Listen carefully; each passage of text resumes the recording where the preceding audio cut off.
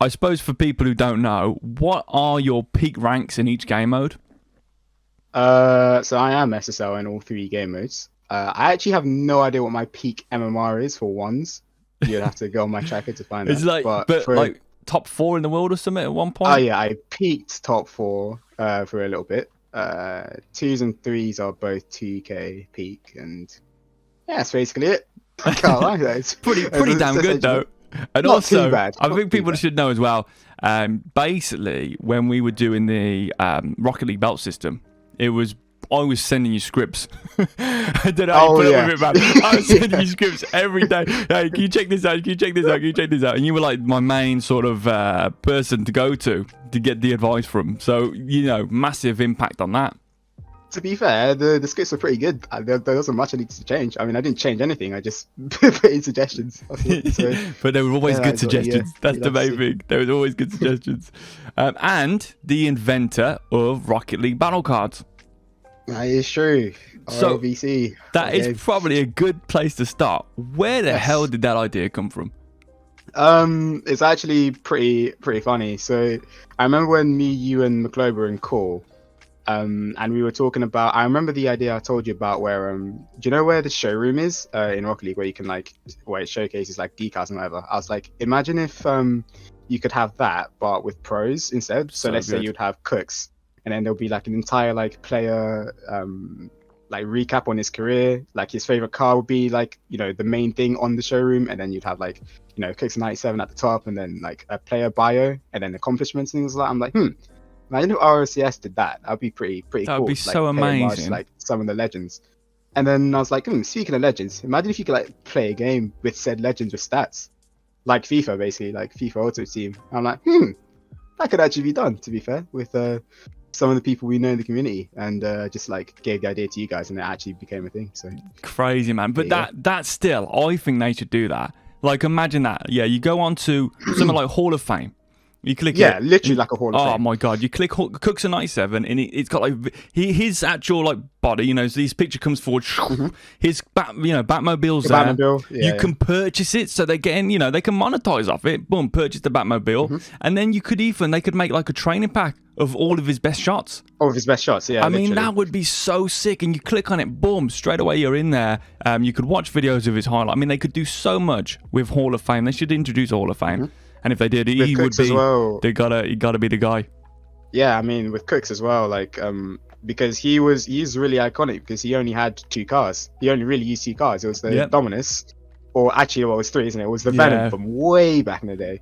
It was the Venom, and then he had the Dominus, and then the Batmobile. So he could literally like switch between both, all 3 like presets of his most famous cars. Then each preset would have its own training pack of like the best shots he scored with that preset. That would be so sick. It would be insane, Oh my god, that would actually be amazing, man. I'm thinking of that. Like that would. It's almost tempting to give it a bash ourselves, This is how everything starts. We could do that. It all started with an idea, literally, every single time. Oh man. Even like it doesn't even have to be Cooks as well. Like you could do that with like literally RLCS, like best. I mean, I'm sure that there've been training packs made with RLCS, like best RLCS shots. But like even Psionics could literally make it a lot more fancy. You could put like like actual cinematics of like, for example, Cooks' game-winning shot in season 2. They could actually make some cinematics of it, and then do that as well. It would just be a nice touch, to be fair. And like, how cool would that be? You go into the training room to do the training pack, and you go, what was it again? And instead of having to go to YouTube, you press press one of the buttons, and in the top right corner, a video goes, appears, and you can watch him do the shot while during the training pack. Do you know what I mean? Like and a picture in picture. I don't even think it's too hard to do as well. That's the thing, because like there's a lot of people that were invested in esports from back then, so a lot of people actually remember it, and especially them, they have like clips and whatnot. So I don't even think that's too hard. It's essentially just making a video. Literally, no, it wouldn't be difficult at all. You just put I mean, I don't know. We are professional, but it doesn't seem too difficult to make that compared to what they've done. I mean, it's on the line of what they've done. Right, I think the big pressing questions are, first of all, what do you think are the most important skills for 1v1?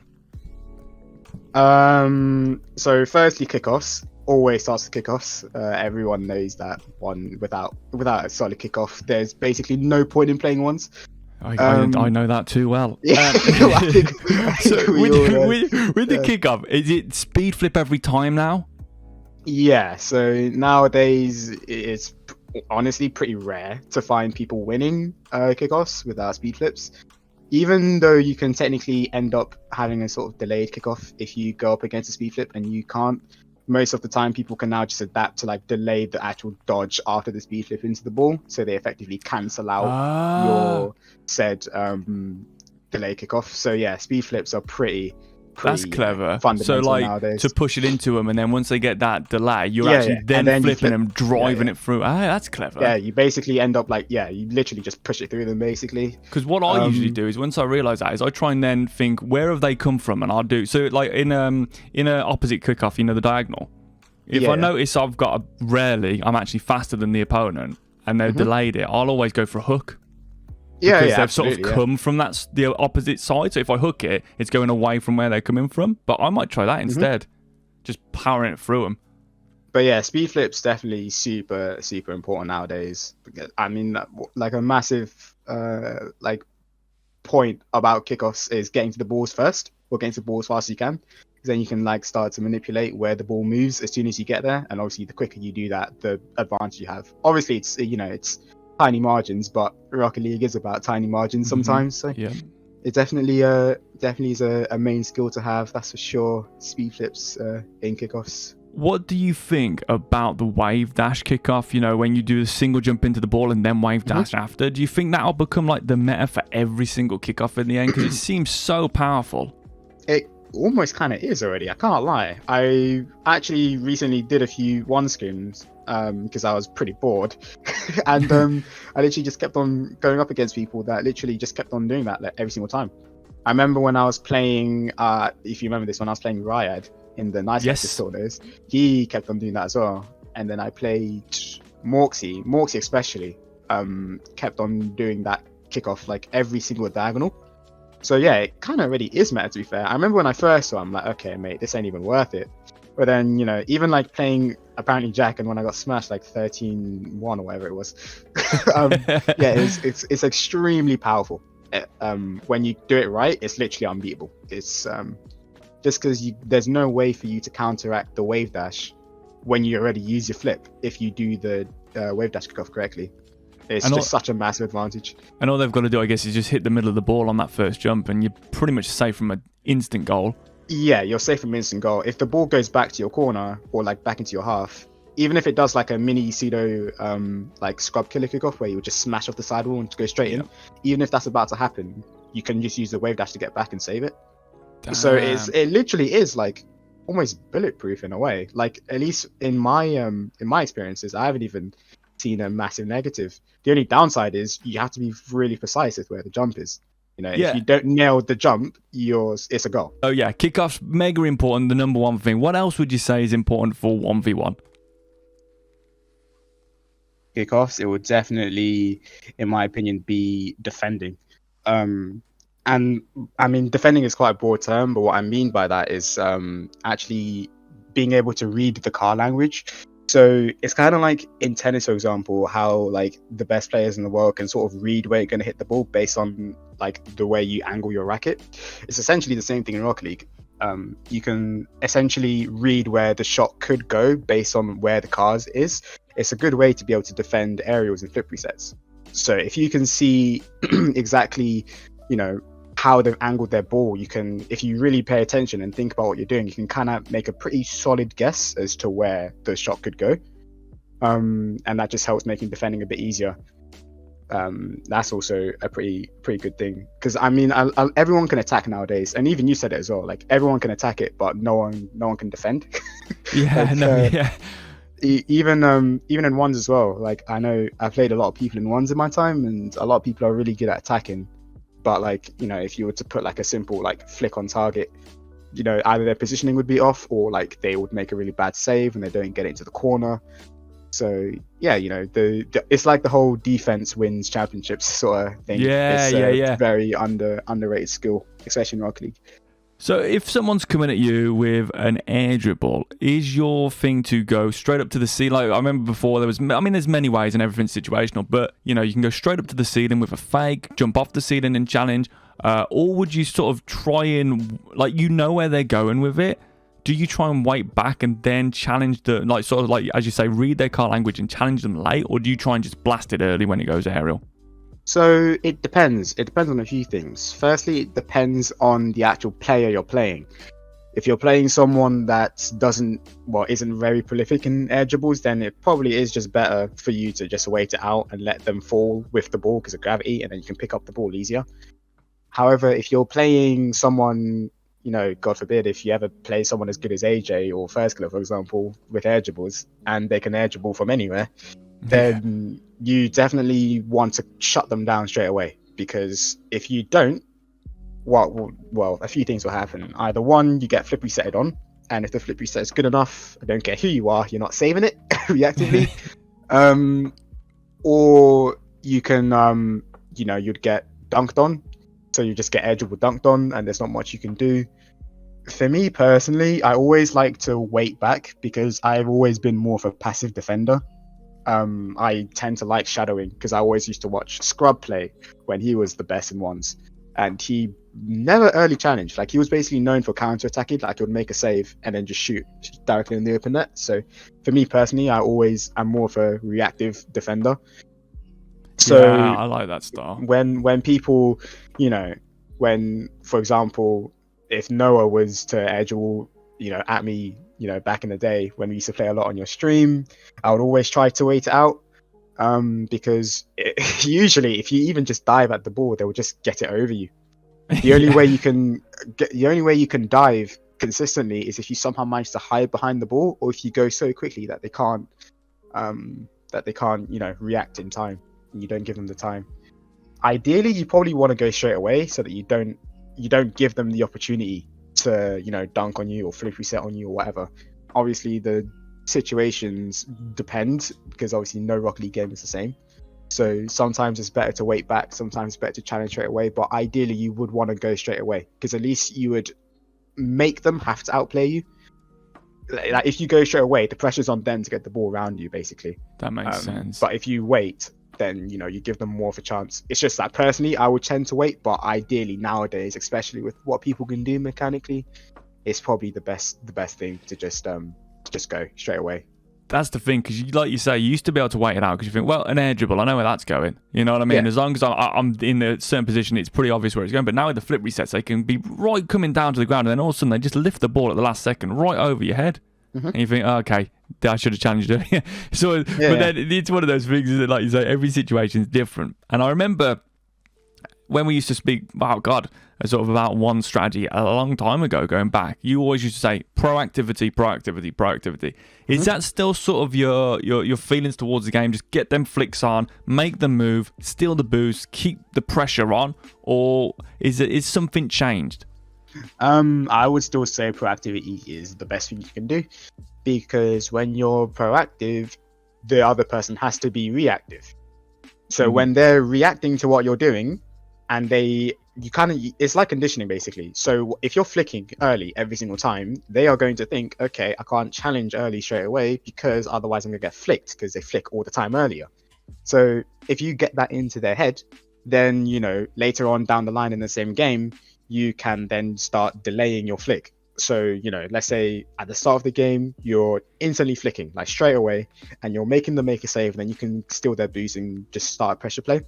Later on in that same game, if you have a chance to dribble, most of the time they're going to shadow defend, because they know that if they challenge, because you've been flicking the whole time, the entire game, if they go, they're just going to get flicked on. So when you have that, you plant that sort of seed of doubt in their head, then that's giving you a lot more time with your dribble later on in the game to delay the flick. You can get closer to their net before flicking, making it even more unsavable. You could then when they're shadowing, because you're basically forcing them to shadow, you can then go for air dribble bumps, you can do whatever, basically. So yeah, proactivity, I would say it's always been the best thing to do, especially now. It's a lot harder to defend shots reactively. Even back in the day when Cooks was the best player in the world in ones, he would always defend reactively, but even he had to switch it up.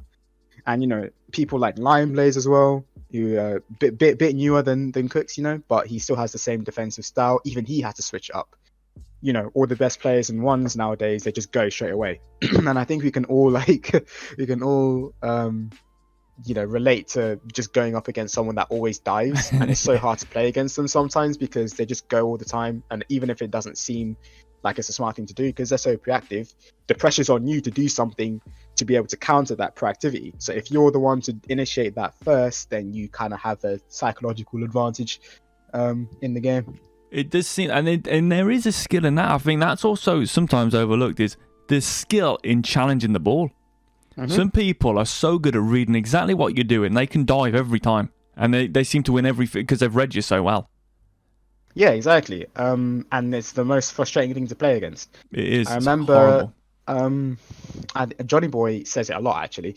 He says, you know, there's many different types of ways you can defend in 1v1, and usually you can defend passively or you can defend aggressively.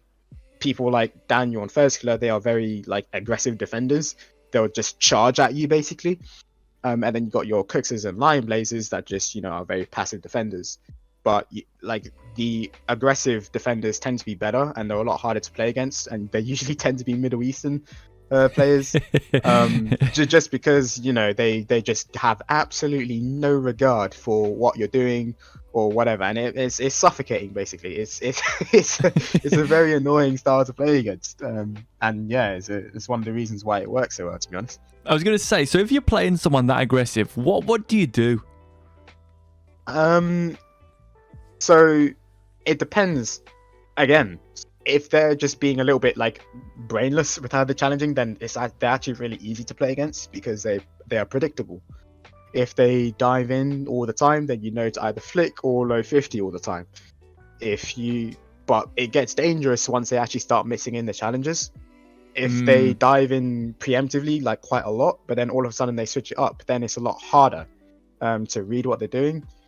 If you're playing against a chaser, my advice would probably just be to flick early all the time, or do your move early all the time, just to make sure you don't get dunked on. Because especially in ones, if you get dunked on, it's curtains because it's only you defending. You have to do every single roll, obviously. So yeah. Definitely proactive. Again, you know, you want to put them on the defensive. You want to like play at your own pace. If you have like a really fast pace, then I guess it kind of works. But if you're like me, with a bit of a slower, likes to play more methodically most of the time, you kind of want to play at your pace. So you want to put them on the defensive, because as soon as they get attacking, then you're playing in their element, and then it's super scary. That's fair. I was going to say as well, something that I think I love watching you when you do this, is half flip challenges. And I mention it all to everyone I speak to. I always say, you got to see Ray do his half flip challenges. Now, that's a great one because it's almost like a hybrid, isn't it? Because if you fail it, you can, you know, wave dash forward, you can flip forward. What's the idea, you know, what are you trying to do? Or what do you look for, these little cues for the half flip challenge? And also, how important is it to be able to do diagonal half flips as well? Half flip challenges.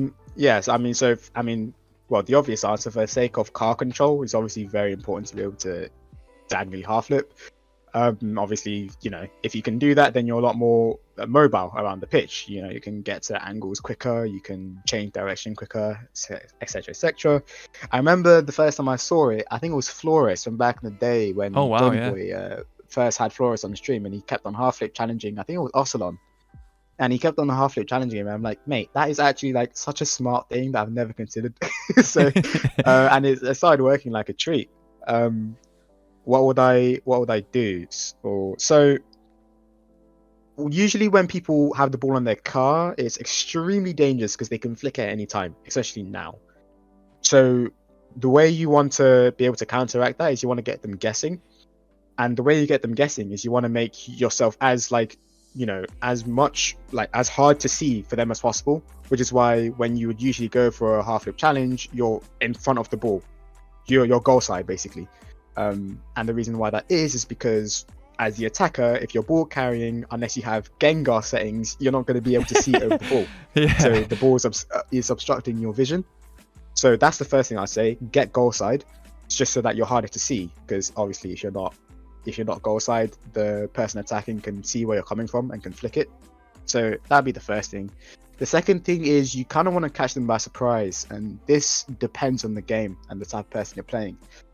Again, if you're playing someone who's extremely aggressive and they always try to flick early, then I would say that you kind of want to hold back on the half flip challenges. You want to get in front of the ball so that they can't see you, and they therefore would flick early, because that's what aggressive players tend to do. They always flick early. They're always proactive. So even just the threat of a half flip challenge can get them to force a hand early, and then you can kind of like play off that. The way I like to time it is I like to time it as soon as they get the ball. So like literally the split second that the ball goes on their car, I'd like to half flip, because usually, unless you're playing really good players, they're not going to be ready, or they're not going to have the mechanical ability to actually flick it straight away. So you'll see it in like, I don't know, like maybe like GT2 or below, where people take time to get into their shots. Basically, when you get into GT3 and SSL, it takes a lot less time for people to get into their shots, so you have to be even more careful with where you use it. But especially if you're GT2 and under, I'd say definitely try to get that challenge in as soon as possible, without being predictable. So as soon as they get that first touch on the ball, that's a good time, because they're not ready to flick usually.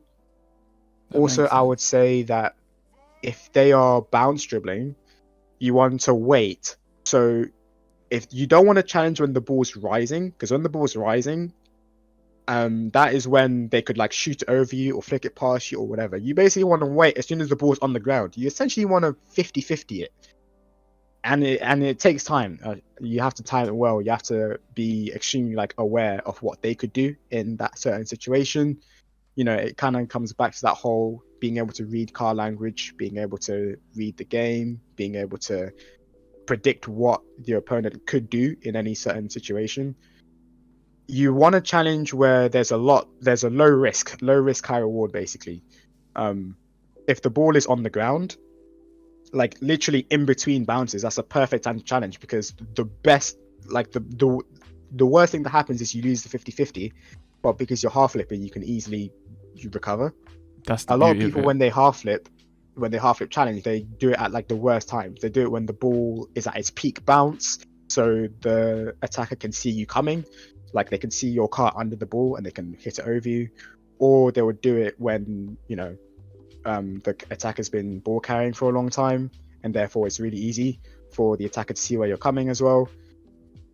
Just try to be like unpredictable with it, and really think about what you're doing. So a lot of people, it's a bit weird, but a lot of people don't actually think about when they defend. They just kind of like just guess and go straight away. But especially when for me, when I was playing against Mads, especially, I had to really think about my challenge timing and doing things that would be unpredictable. See, this is the stuff I love, because a lot of people don't realise this is what's going on. When you get to the higher levels, there's a lot of well, not for everyone, but there generally tends to be a lot of thinking involved for every little inch, every little movement. And actually, that's going to lead me on to another question. I'm going to skip a few questions here. With that half flip challenge, when you first start doing it, you might concede quite a lot, because like you say, you're getting used to the timing, it's a different mechanic to do and stuff like that. So here's a question for you. Do you feel that rank and ability are necessarily the same thing? And can you play to improve and play to win? Do you feel there's a difference between these two skills? Massive. I mean, I remember the first time I heard this concept was, I think, in like 2016. And it was Squishy, actually. Squishy uploaded a video on YouTube, and it was his road to GC in ones, which I think like every like OG has seen like all of those videos. Yeah. And I remember him saying the best way he improved is because he played to improve and he didn't play to win. And that actually hit home back then, because it made a lot of sense. When people play ranked, they play to win. They play to get the MMR. They don't actually play to improve. There's a difference. The difference is, if you play to improve, you're actively honing in on your weaknesses. You're looking at every single loss and every single goal you concede as something to improve. But people that play to win, those are the people that always blame on teammates, or they blame on luck, or they blame on 50-50s or things like that. I remember when Squishy he said one of his biggest tips is analyze your own replays with an objective mind, because then you're actually playing to improve, because then you're looking at every single thing you could have done better. And once you look at all the things you've done better, you can rapidly improve, because you're cutting out mistakes that would take literally years to do naturally. Everyone progresses naturally because you play. So obviously when you do something more and more, you progress naturally, but that natural rate of progression is quite slow. When you're actively focusing on your weaknesses, you can improve really, really quickly. That's how like you see like a lot of 13 or 14-year-olds now are like insane in ones especially. So yeah, massive difference. That is like the thing I would suggest for like like your golds, your plats, your diamonds that are trying to get into like champ and above. Definitely focus on your mistakes. You're gonna lose games. There's not a single player in the world that has never lost a game before, and we've literally all started from zero. Like every one of us, we all started from like not being able to hit the ball. So yeah, definitely analyzing your replays is a massive tool. There's obviously there are people that can help you now. Obviously, we're like 6 or 7 years into the game now, so there's a lot of like advice on YouTube, a lot of game sense videos, a lot of mechanic videos, things like that. Like when you're taking your learning to that sort of depth, you will improve very quickly. Like even people that I know, for example, like myself, I remember I improved really quickly, and then I stagnated because I started playing to win, not playing to improve. When I was playing to improve, that's when I was peaking in ones, because I didn't really care about how I was losing. I cared about what I was doing, like literally every single game, like every single mistake I did. Okay, I flicked too late here. Okay, I dribbled the ball in front of my net. We won't do that next time. Things like that. And when you program that into your brain, it only takes like a month or two. Another good example is Noah, actually, because I remember maybe this was like January 2020 or something like that. But me and Noah would play in your tournaments, and I would beat Noah every single time, literally every single time with ease. And then fast forward like 3 months, and then he's unbeatable, and no one on stream can beat him. And yeah, it kind of shows you. I think he started like focusing on what he was doing wrong. And he played a lot of ones, and yeah, it goes to show like Smash as well, exact same thing. So yeah, definitely play to improve, and your rank will progress naturally as you improve. And I think one of the really good tools for that as well, if people really are obsessed with their rank, because I say like to people, if you want to rank up, it isn't that hard. And people, you're lying. You only need a few, Flakes did it with one move, power slide cut to SSL. Yeah. I mean, if you want to win games, you can win games. But if you want to get better and get a complete player, then you're going to have to do some mad stuff out there. Mm-hmm.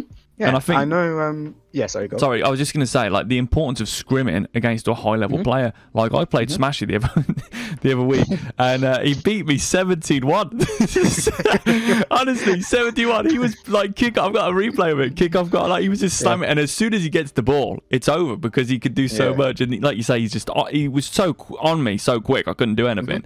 I went into rank straight after.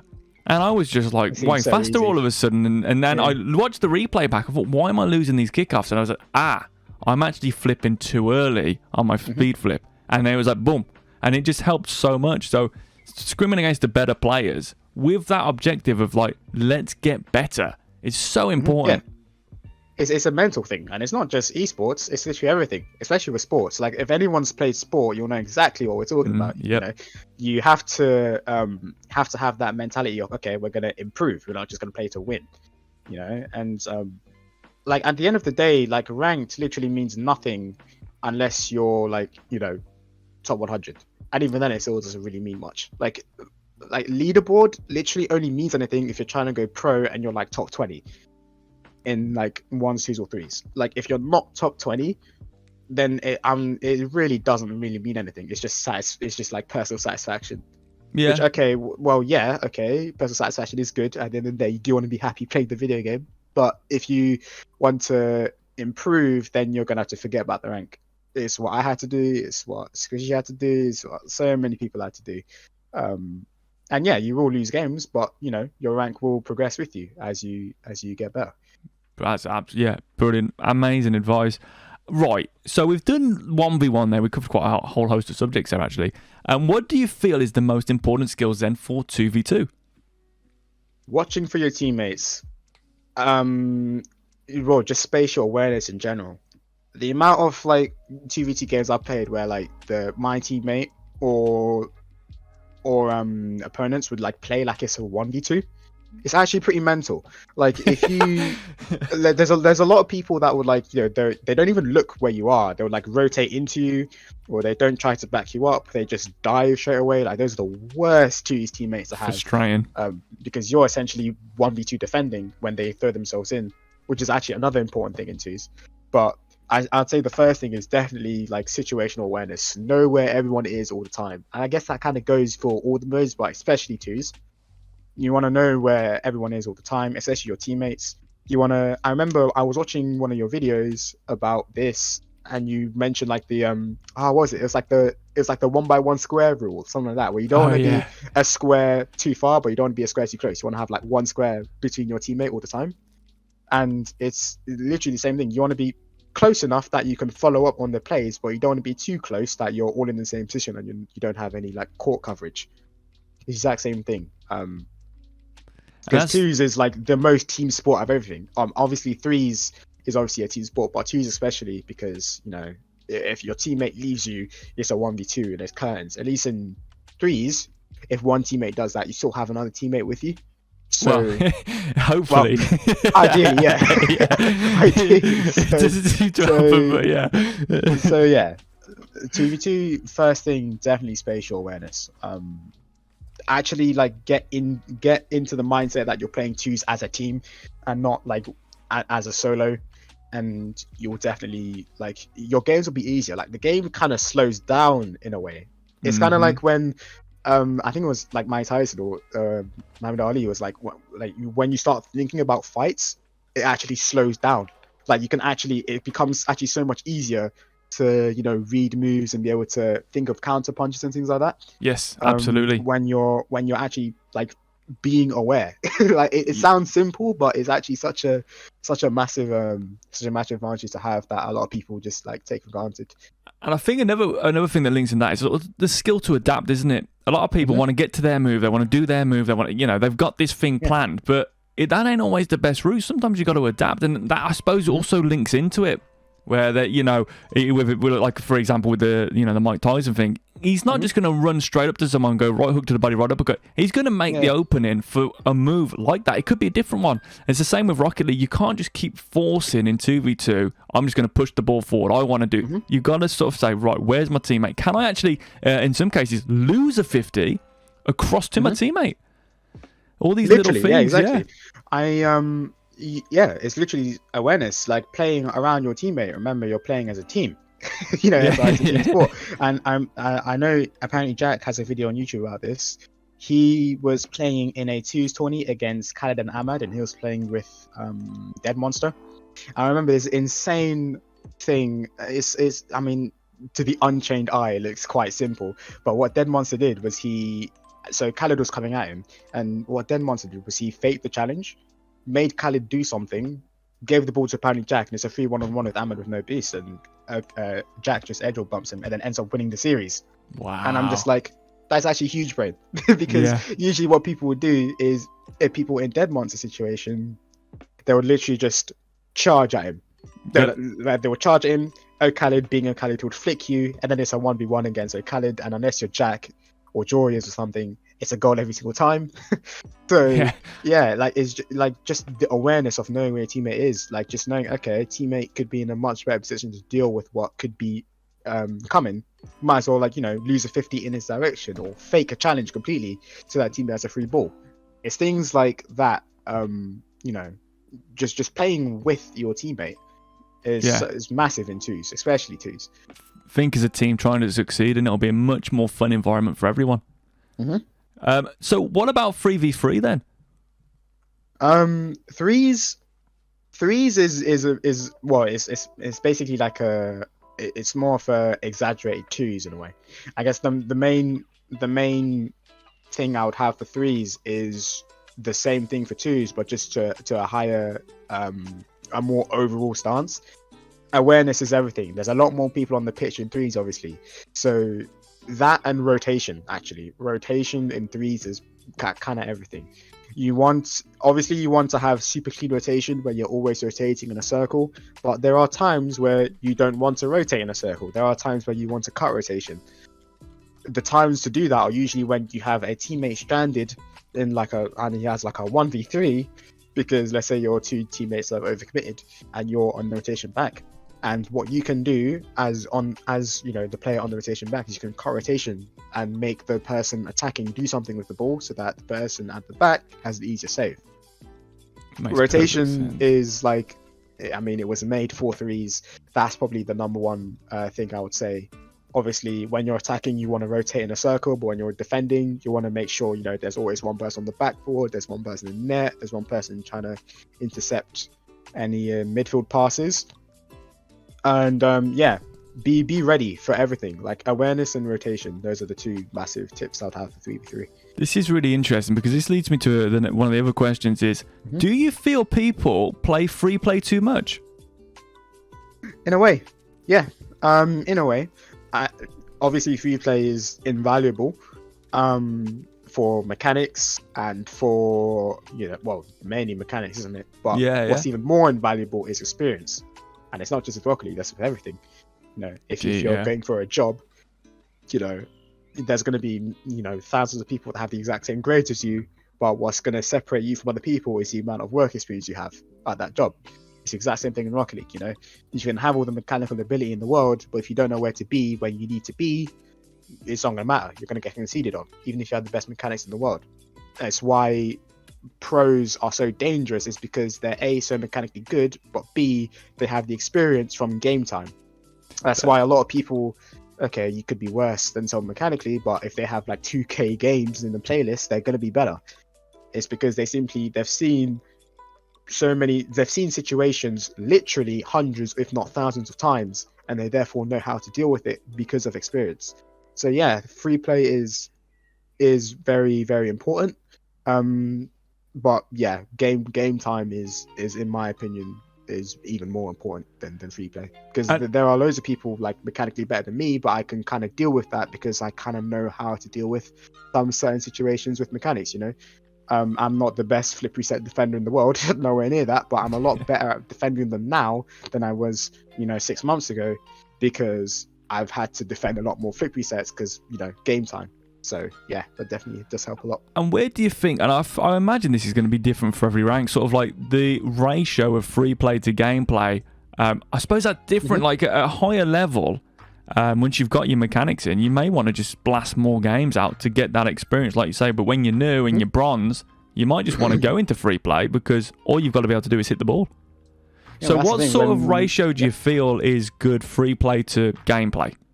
So when me and you used to play the game, like 2015 and pre-season 1, there was no like free play because there was no such thing as mechanics. so we'd literally just be all game time basically. So that's why like a lot of the older players have like bigger brains than the newer players. But now the game's completely changed. Now the game is so much more mechanical. I would honestly say more like a 60-40 ratio on free play to game time. Mechanics is it's never been more important. Like if you was to ask me a year ago, mechanics or brains, I would say brains a million times out of a million. But now, with the way the game is and how powerful aerial plays are, you've got to have the mechanical ability now. Like even, for example, people like K-Dop, who aren't known for having, he isn't known for having, world-class mechanics. His foundations are still extremely solid, and he can still pull like the old flip reset or two if he needs to, Yeah, I would say 60-40. You kind of want an even split, to be honest. I'd say you want a pretty 50-50 to 60-40 split would be pretty healthy, I'd say. And with that 60-40, what's that in favor of free play or gameplay? I would say nowadays, if you're a newer player, in favor of free play. If you're a newer player, if you're like a gold, platinum, silver kind of player, definitely free play.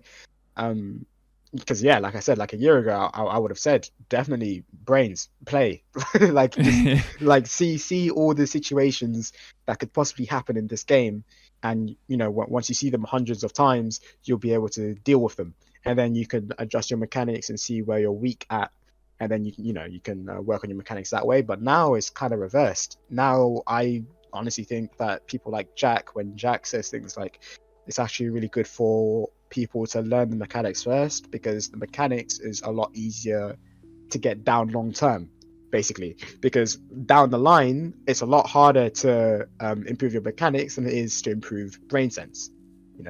That's why the mechanical players are so good, is because it doesn't take that long to learn game sense. So yeah, I'd definitely say for newer players, 60-40 in favor of free play. But I'd say for the more established players, other way around, 60-40, but in favor of the game sense. That's funny. That literally was the next question I was about to ask you. So if you picked up the game today, I was going to say, would you prioritize awareness or mechanics? You're going to say mechanics. Yeah, mechanics.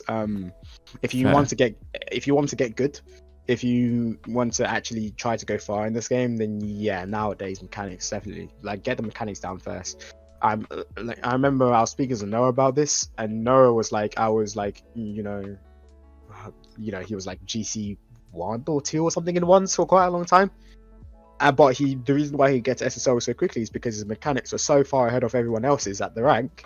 Yeah, that was nuts. He literally just had to learn just a few like 1v1 IQ things, which doesn't take too long. It only takes like 100 or so games, and bang, you're insane. That was nuts, to be fair. I think, and Smashy's done the same thing. Started like Grand Champ 1 in 1v1, and then literally a month later, you're top 100. Yeah, it's exactly. Bonkers. It's once the game's completely different to when you used to, or to when you used to play. It's the mechanics definitely.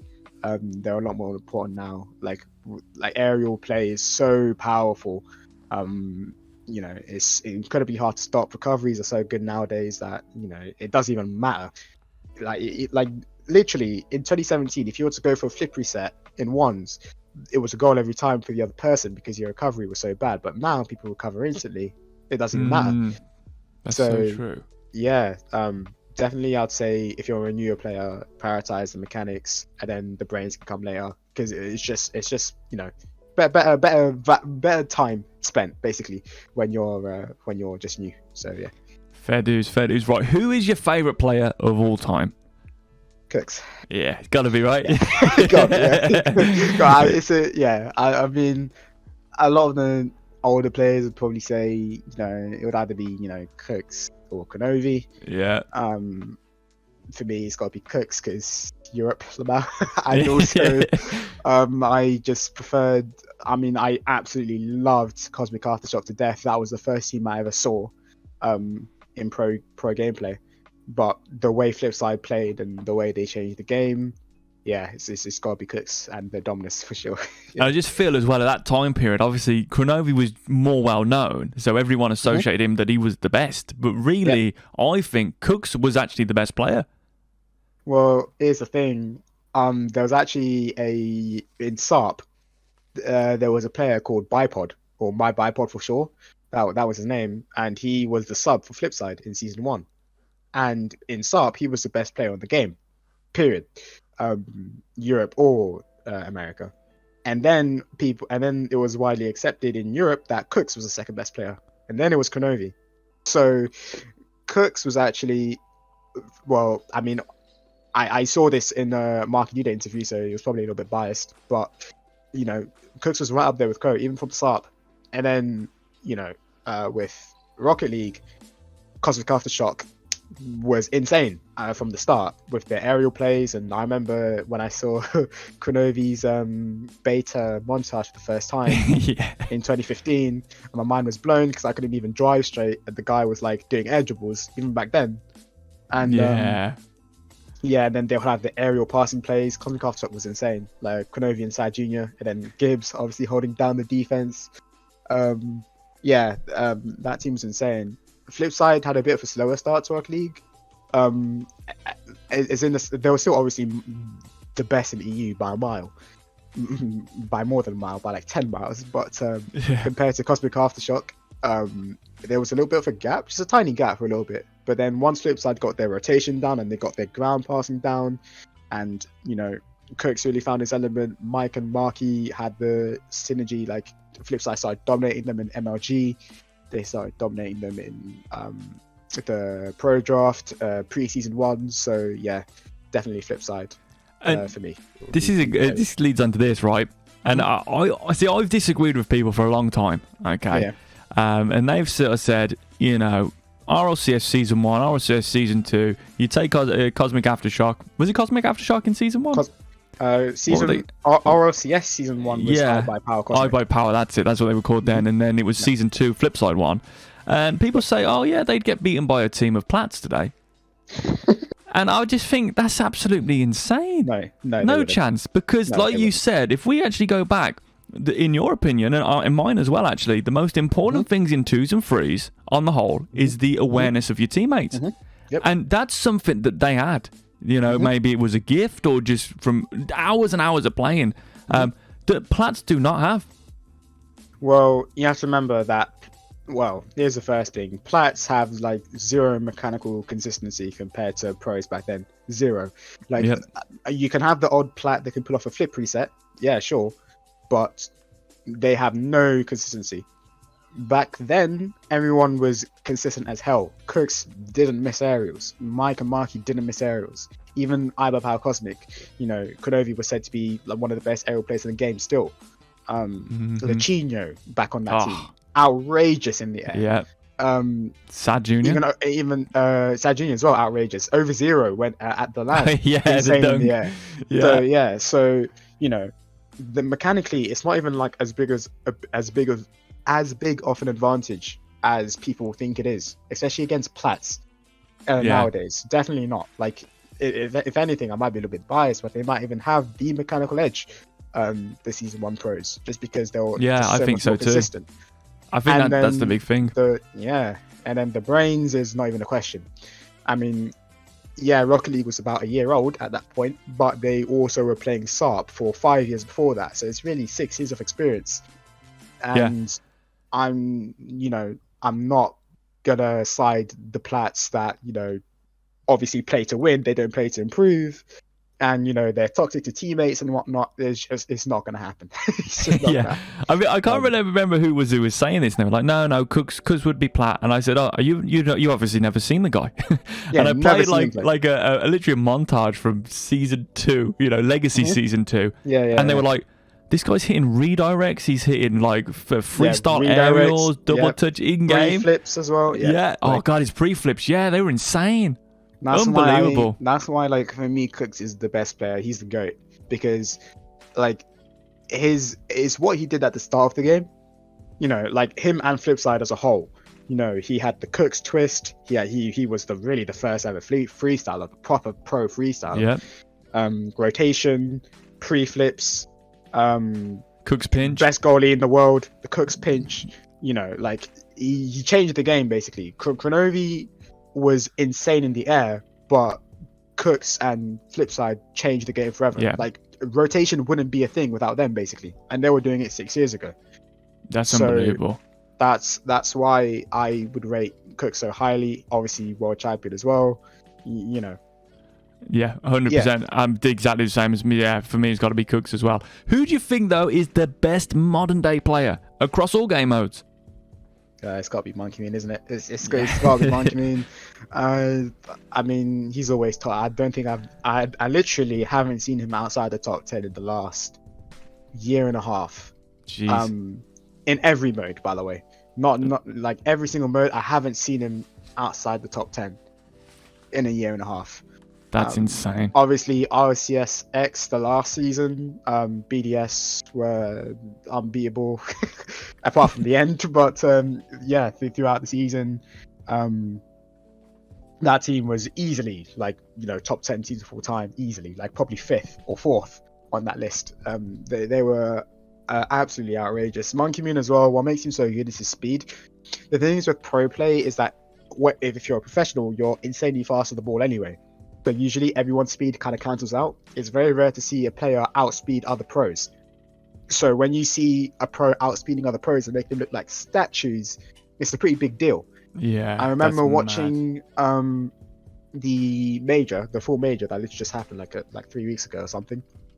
And in the final, BDS vs NRG, Monkey Moon was shutting everything down in the midfield. Everything. Like he was making Justin and Garrett, like two of the best players in America ever, just look slow. Like the thing is with BDS, they work so well is because Mark Baye is like the guy to start everything. He's like a catalyst basically. He's the one that gets the other team doing something. Monkey Moon stops at the midfield and extra finishes it off. And they're so insane at doing that, and their rotation is so clean. It's like clockwork. It's like season 6 or season 5 Dignitas. Like it's unbelievable. And yeah, it's got to be Monkey Moon. I mean, you know, they obviously haven't looked as dominant this season, but I mean, they won the full major, so it's very hard to even not looking at their peak. Yeah, and they're not even peaking. It wasn't even last year, and they still won the full major. So yeah, it's got to be Monkey Moon. Yeah. Of all time ever, what is your favorite RLCS moment? It's got it's a bit of an overdone answer, but I think it's got to be Justin's season 5 goal. Yes. It would either be that, or when NRG beat Vitality in season 8, or when Cooks won in season 2. Yeah, I'd say it's those 3. I'll say that those are my favorite RCS moments for sure. Okay, and then the last question I've got for you. It's really a difficult question. Mm-hmm. What is the best shot in the game, and why is it the hook shot? Okay, well, hook shot, obviously anyone can pick it up. It's extremely easy to do. I think it's the first shot I ever learned, because you just drive into the ball and you get so much power. It's actually a very annoying way to concede, because nowadays, you know, there's so many things you can do with the ball, you know, flip resets, air dribbles, pinches, dribbles, whatever.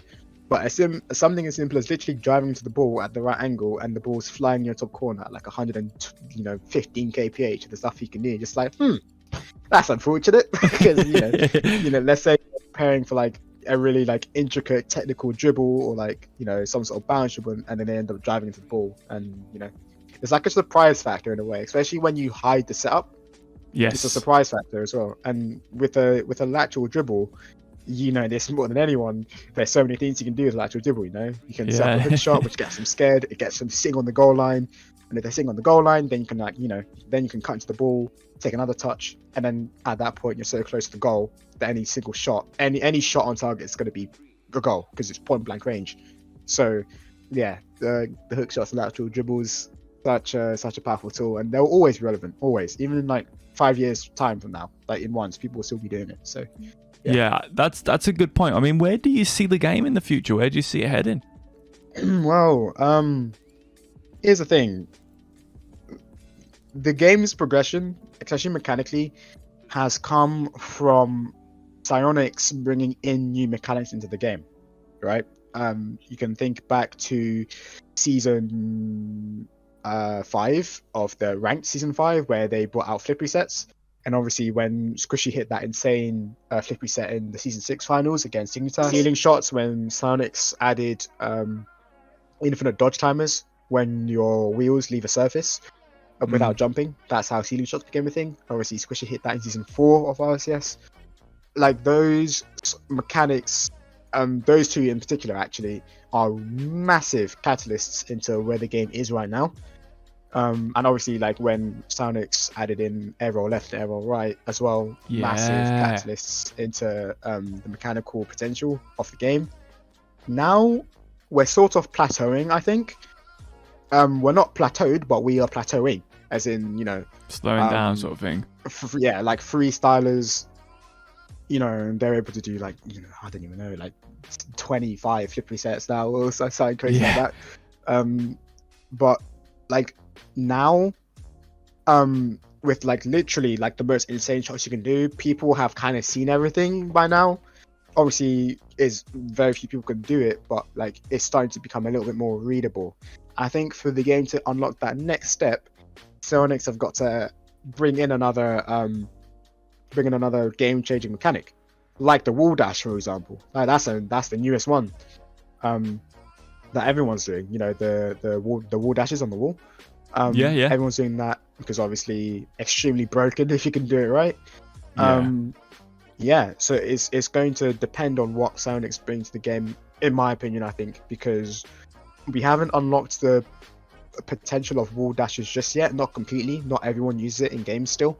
So once that happens, if nothing else happens with the mechanics, then we might be, you know, headed to that plateau stage. But when Psyonix bring in something else, kind of like I remember when me and you were talking about this. It was when Cooks in an interview said he was working on a new mechanic. Yes.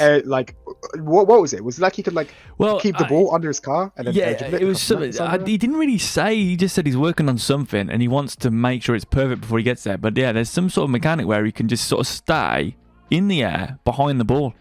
I think it was something like that. It's like, well, how are you doing that? So I was thinking maybe he was doing some sort of weird stalling technique right behind the ball, but I have no clue.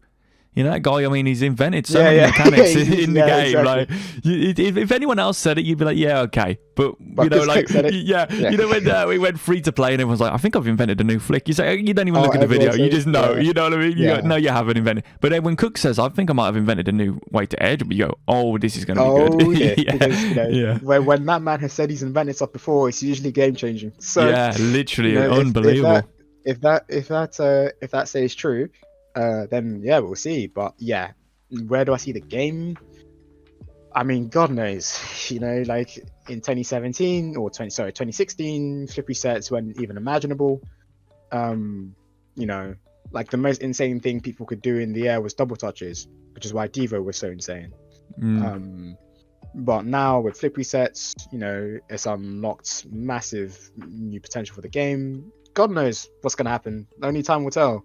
I will probably think that it will become a point where like people could even start chaining resets in the air, but like as air dribbles in a way. Yes. Like, but the thing is, I don't even know. I don't. That's the thing. I don't know. This thing is, it's anyone's guess. Because usually, I was gonna say you could like air dribble, like you chain resets and air dribble, kind of like what Cook said he could do. But then like nowadays in threes, you just get crunched straight away. That's why. Yeah, it doesn't seem like it's worth it because it'd be too slow. Exactly. That's the thing. So yeah, we don't know.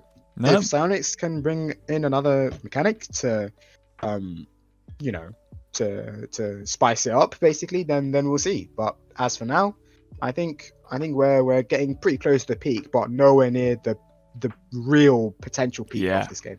Yeah, that's awesome, man. Well, I gotta say, man, I really appreciate you've dropped so much knowledge today. It's unbelievable. I really appreciate you doing this, taking time out to do this. Any links you want people to go to if they watch this? Your Twitch? Just Raidmeister 1. That's basically Raidmeister 1. I'll put it down below as well. Yeah. That is it. Oh, Team Stryx Discord. Oh, Team Stryx Discord. Yeah, one's gonna thank me for that one. Okay, we'll put that out as well. It'll be in the comments pinned, and we'll also put it in the description below. So hopefully people get over to Stryx, and also Stryx on Twitter as well.